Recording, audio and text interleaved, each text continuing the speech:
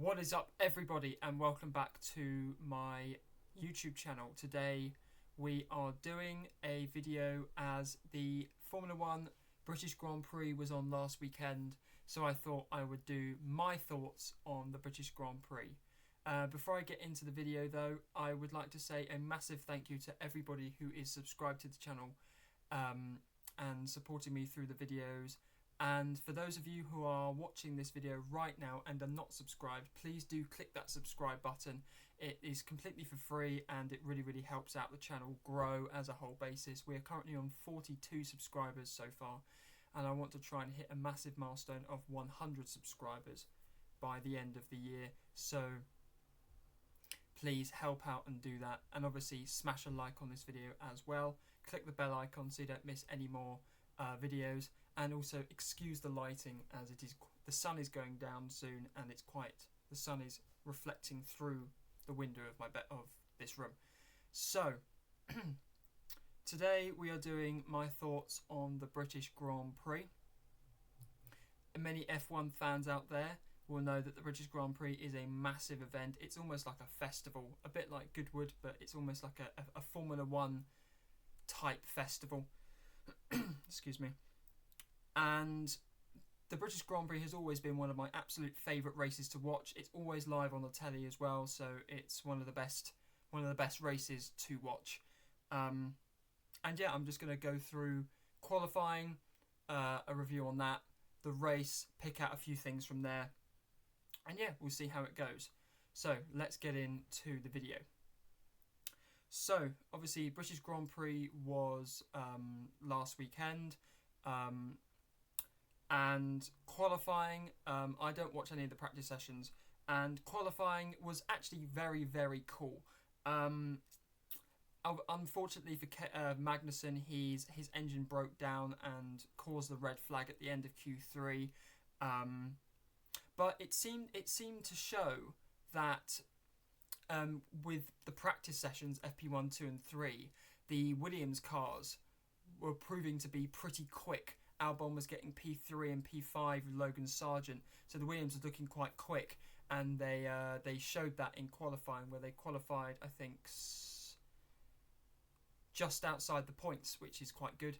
And also the other strong team that made a strong showing because of their upgrades that were brought in was McLaren of Lando Norris and Oscar Piastri, and I will talk about their results of the race later on.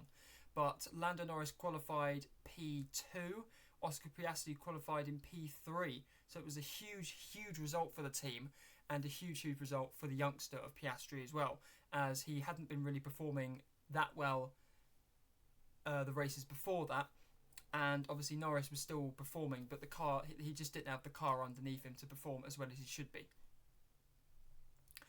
And Max Verstappen, my favourite driver, and Red Bull got another pole position. Perez has been looking totally out of shape over the last couple of races.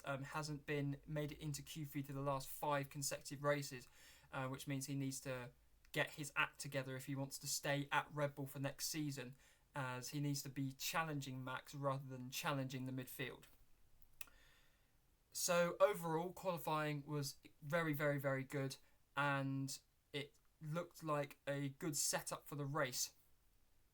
So come the race on Sunday, and obviously you had Max starting in P1, Lando Norris P2, Piastri P3, and you had obviously Perez starting in 16th, which wasn't ideal. And the race had probably some of the best battles of 4 wide cars, pit stop strategies, etc. And obviously Max was in the lead by about 4.5 seconds by the 10th, 11th lap or so. But the excitement of the race came in the midfield when you had a battle between, I can't really remember the drivers, but I think it was Stroll, Gasly, and 2 other cars, and they were having a ding-dong battle for what was 11th place or whatever. So not points-paying positions, but the racing was excellent. And obviously, as we said, the McLarens showed really strong race pace. Obviously, the Red Bull is dominant, but the McLaren showed really strong race pace, and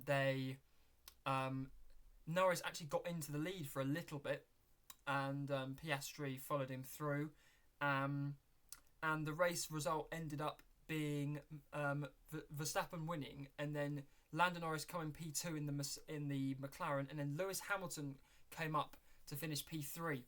And although most British and not Red Bull fans will say that Max is an aggressive driver, but you have to be aggressive to be a racing driver. That's just facts.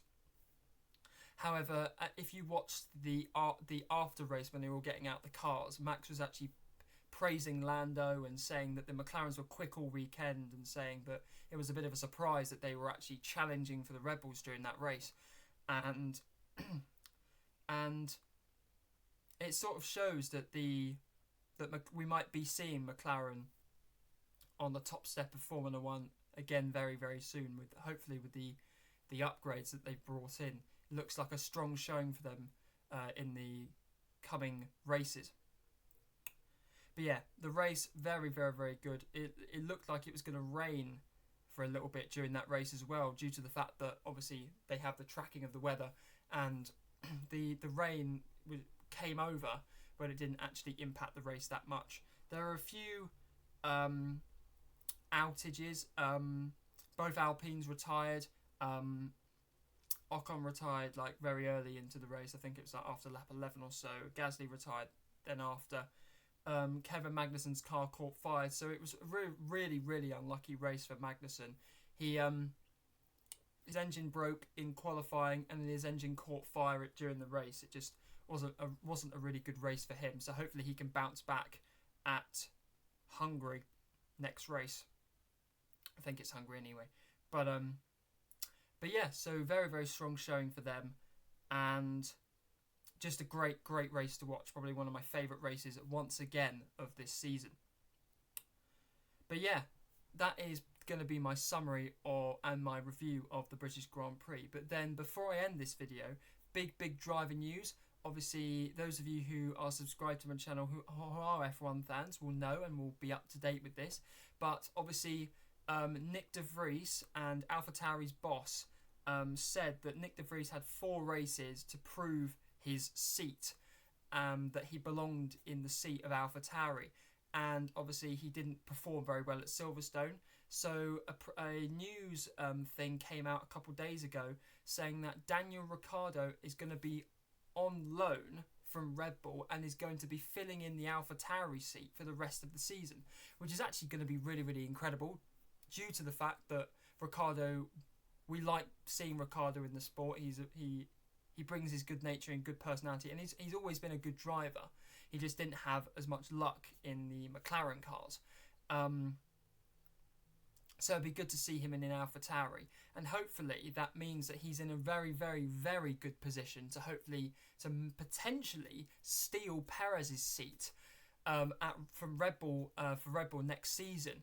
Obviously, because if Perez underperforms and Ricciardo shows his performance at the AlphaTauri team for the rest of the season, it could prove that he deserves that Red Bull seat. So my theory will be that Red Bull and AlphaTauri will do a driver swap, and Perez will go to AlphaTauri and Ricciardo will be promoted to Red Bull, which means we will have the same driver lineup as it was back in 2018. Max and Ricciardo back in there in the same car together, and obviously with the car that they have this season, and if they continue to bring that in for next season, 2024, that should be a really, really good team pair and just a good overall car in general.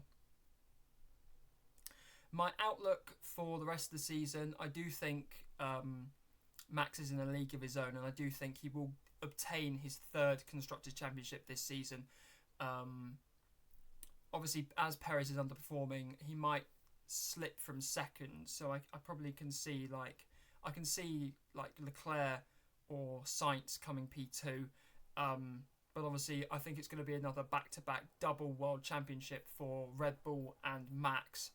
But yeah, so that is my look on the rest of the season and the British Grand Prix. I hope you enjoyed this video. Leave a like on it, subscribe completely for free, and I'll see you in the next video.